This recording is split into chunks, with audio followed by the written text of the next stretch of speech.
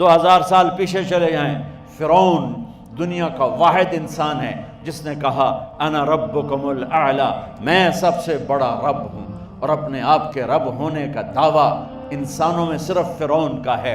اس کی باندی مسلمان ہو گئی، موسیٰ علیہ السلام کا کلمہ پڑھ لیا، ایمان چھپتا نہیں، وہ پتہ چل گیا، فرعون نے اس کو پکڑوایا۔ اس کی 2 بچیاں، ایک دودھ پیتی ایک ساتھ چلتی، اور اس نے اپنے دربار میں کڑاہ میں تیل ڈلوایا، نیچے آگ لگوائی، تیل ابلنے لگا۔ جب وہ پوری طاقت سے ابلنے لگا تو اس نے فرعون نے اس عورت سے، اس باندی سے کہا یہ آگ تیرے سامنے ہے، جلتا ہوا تیل، موسیٰ کے رب کو مانے گی تو پہلے تیری بچیوں کو جلاؤں گا پھر تجھے جلاؤں گا، اور اگر مجھے رب مانے گی تو تیرے گھر کو سونے چاندی سے بنا دوں گا، تیرے گھر کو سونے چاندی سے بھر دوں گا۔ اللہ کا پا لینا یہ میری آپ سب کی معراج ہے، اور اللہ کو کھو دینا میرے آپ سب کے لیے ہلاکت اور تباہی ہے۔ سنو سنو، اس نے کیا کہا؟ اللہ نے اپنی محبت کو ماں سے تشبیہ دی ہے، باپ سے نہیں دی، اور چھوٹا بچہ زیادہ ممتا کو لیتا ہے۔ وہ کہنے لگی فرعون یہ تو میری 2 ہیں، میری 100 ہوتی تو اللہ کے نام پہ آج میں قربان کر دیتی۔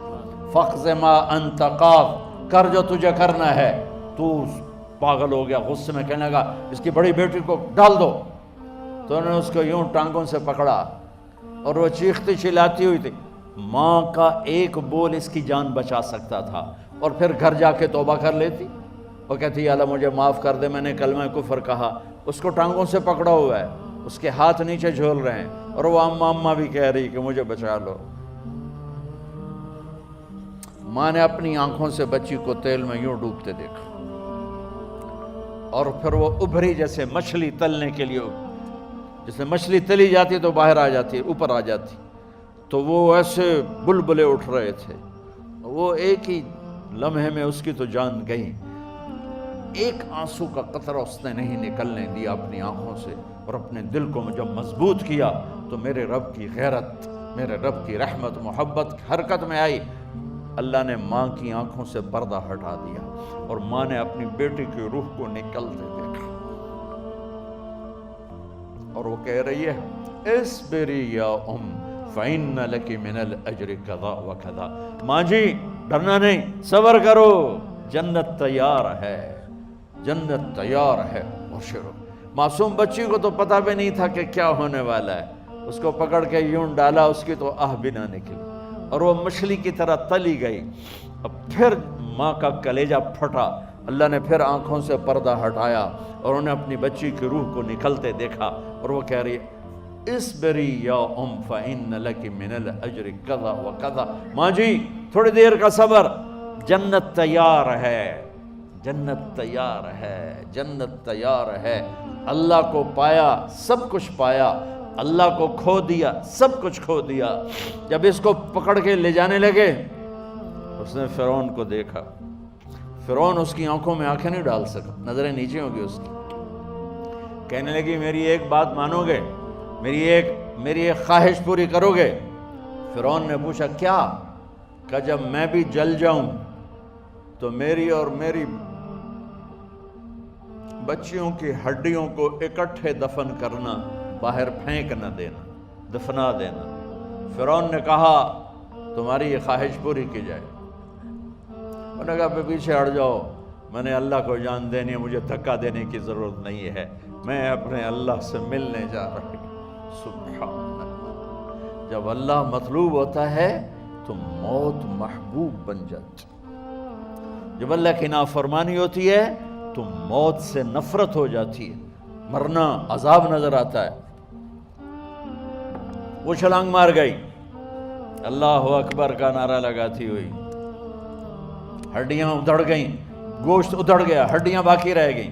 فرعون نے کہا ایک ہی جگہ ڈال دو، سب کو دفن کر دو۔ دفن 2000 سال کے بعد، بچوں بچیوں 2000 سال کے بعد، موسیٰ علیہ السلام کے 2000 سال کے بعد جناب رسول اللہ صلی اللہ علیہ وسلم دنیا میں تشریف لائے۔ 40 سال کی عمر میں نبوت ملی، 50 سال کی عمر میں معراج ہوا، 2050 سال کے بعد میرے نبی کی سواری بیت المقدس جا رہی ہے، اور بیت المقدس پر جب وہ اوپر پہنچے ہیں تو مصر وہاں سے قریب ہو جاتا ہے۔